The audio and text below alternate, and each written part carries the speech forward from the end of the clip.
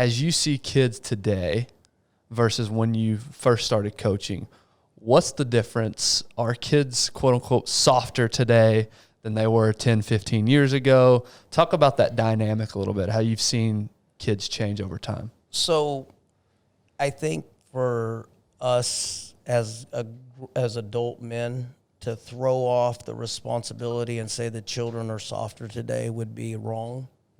I think we're softer as parents, as a society, because children are just children. They haven't changed. They're the same, you know. And I saw this in my son. My son, I kind of forced upon him the type of childhood I had, you know, not because I was trying to make him go outside so I could drink, but, you know, I was with him a lot of times. Right. I'd take him to the skate park. We'd spend a lot of time at the skate park after we were done at the gym.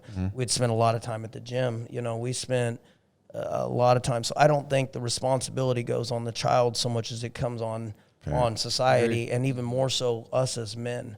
I lacked a man in my life. Oh. And, you know, I believe that a man can make one woman whole through the creation that God has created us.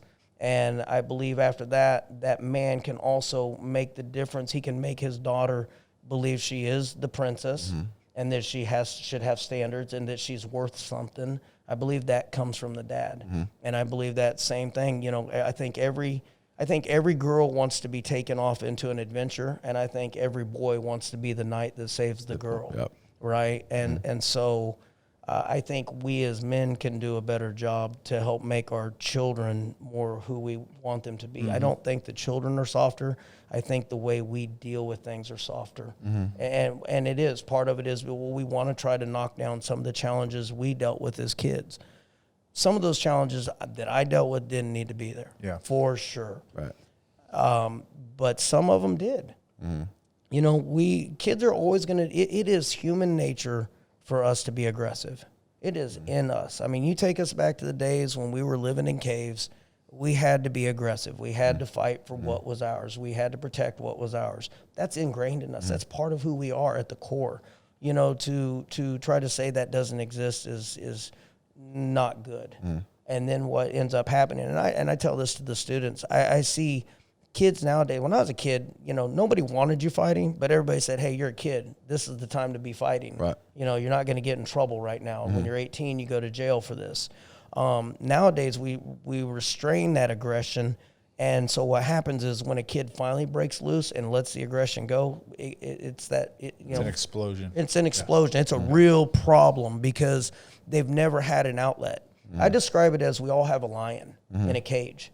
And that lion is going to come out. Yeah, now, either you train that lion, you let that lion out of the cage and you train him, or you don't. And one day when that lion gets strong enough and it breaks out of that cage, well, then you're going to have a real problem because nobody knows how that lion's not trained. And I was that lion. I had not been trained. So when that lion came out of that cage, I was very out of control. So I think with kids nowadays, I think if we as dads would take the time to really sit down and talk to our children about what is really going to be expected of them in this world. I get it. It doesn't necessarily have to be the 9 to 5 that we grew up with. We get it. That doesn't necessarily exist in this world anymore. Okay, so we don't have to explain to them, you're going to have to go to work every day from 9 to 5, but we can impart upon our children what they're going to have to deal with in life. Look, you're going to have to support your family. You're going to have to find a way to do it. And I'm not saying you can't sit on your butt and do it on Instagram or whatever, because clearly there's a lot of millionaires that do that stuff. But then we got to talk to them about longevity of life. You know, everybody wants to live longer, but what does it really take to live longer? Well, it takes physical health. It takes, it takes taking care of ourselves physically. And I think everything starts with your temple. If you don't take care of your body, man, your mind's not going to be right. If your mind's not right, man, the rest of the world's just going to turn on you. So I think as men, we could teach our children, you know, what's expected of them. Yeah. I feel like a lot of people don't want to tell their children what's expected of them. We want to let our kids have fun all the time. And hey, kids need to have fun. Yeah. But man, what's fun? Something you're good at. How do you get good at something? You spend time in it. I mean, I'll be honest. I mean, think about it. You think about if you've ever played a video game before, and it was good enough that it got you hooked on it, but it had a challenge to it that made you keep coming back to do more. And the better you got at the video game, the more fun that game became. Well, man, physical things are the same way. You know, martial arts, jiu-jitsu, baseball, football, it's all fun, but it's more fun when you get good at it. I mean, it's cool when Dad throws the pass to you, you catch the ball, and you run into the touchdown or whatever.